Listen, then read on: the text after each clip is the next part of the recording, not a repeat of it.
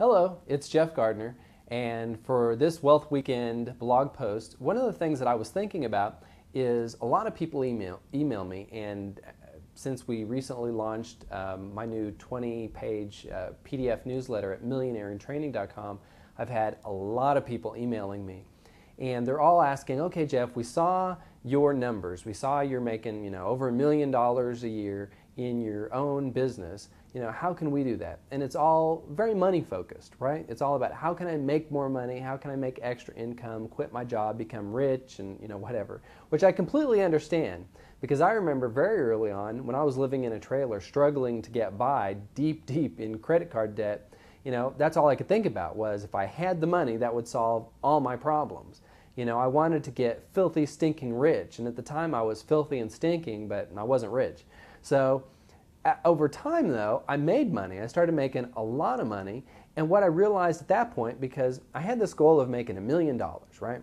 And so when I made that $1 million, I had this revelation that, what else is there? I've reached my goal. Now, that doesn't mean I didn't have a great life. At the time, I had an enormous house, a bigger house than I ever needed. It was 6,000 square feet. I was able to buy the car of my dreams with cash. I was able to take all these trips. I really did enjoy my life, but at the same time, I thought, is it all about the money? And then I realized, no, it's not all about the money.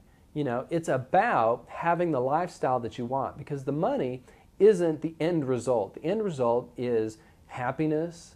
It's being able to give back. It's being able to connect better with friends and family. It's being able to get that financial monkey off your back so that you're not worried about bills all the time. That's really what it's about. I mean, the money is just a tool to get you to the life you want. And so what I realized at that time is my focus, even while I'm making money, is to be happy. Is to be happy no matter where I'm at in the journey. And so my message for you with Thanksgiving coming up, and this is the special message I'm going to give you this week, is to, even if you're in dire straits financially, even if you have a lot of credit card debt and you're trying to get out of it, even if you're really under the gun in terms of needing more money, one of the things I would like you to do is just take a little bit of time to be thankful for what you already have in your life, for friends, for family, for maybe your health, for just the things that you're grateful for. And what I would suggest that you do, if this is difficult, because I know when I was stuck, I would think, I'm not grateful for anything. I don't have anything. But if I would force myself to say, okay, if I could be thankful for something, what would it be? And I would force myself to come up with 5 things or 10 things or even 20 things. Grateful that, I had the desire for a better life. Grateful that I knew that something was going to happen in the future that was going to be better than what was happening right now. So if you'll just do that and really be thankful for where you're at in your life, I really think you'll start to enjoy the process. I'm not saying you have to enjoy your credit card debt. I'm not saying you have to enjoy your financial strife and your struggle.